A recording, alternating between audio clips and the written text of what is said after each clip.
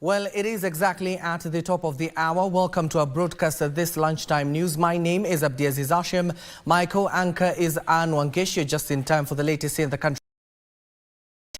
Talk to us on our social media platforms at KBC Channel 1 and at Abdiaziz Hashim 1. And we start further afield where President William Ruto has rallied investors in the United States of America to leverage on favorable policies by the government to invest in Kenya. The president, who joined U.S. Vice President, that is Kamala Harris, at the Kenya-U.S. Business Forum, says routine engagement with investors has led Kenya being ranked among the top foreign direct investment destination in the world.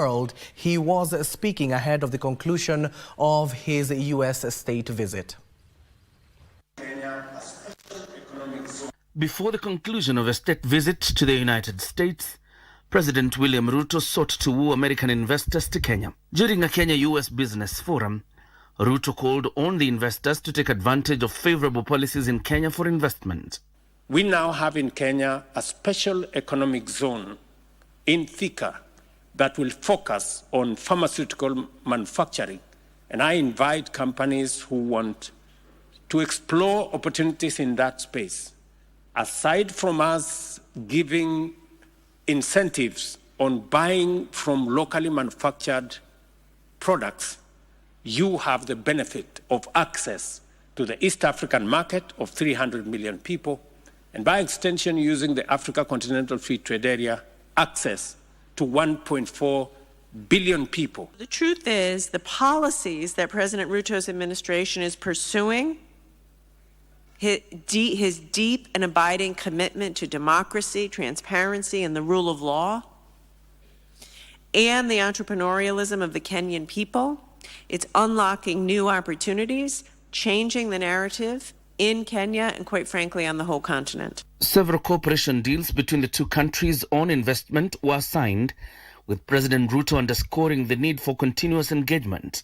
Our digital superhighway program, which involves laying an extra 100,000 kilometers of last-mile fiber optic infrastructure and establishing digital hubs nationwide, aims to create a digital ecosystem to promote the uptake of digital services and digital products. At the U.S. Chamber of Commerce, President Ruto and U.S. Vice President Kamala Harris highlighted the place of technology and innovation and its revolution in Africa.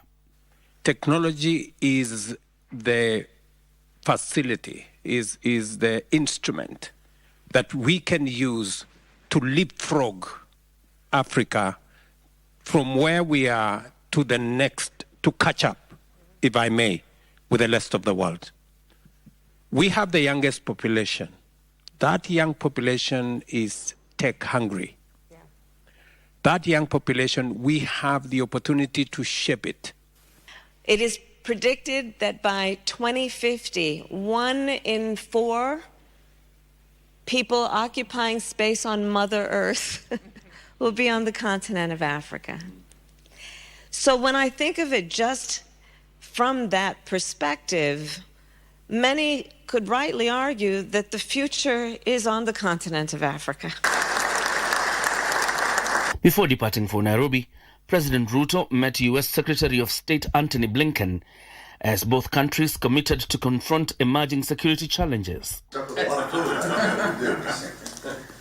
you. And just like on arrival, President Ruto was escorted to the Joint Base Andros with pomp and color, marking the end of a historic tour. John Jacob Curia, The Lunchtime News.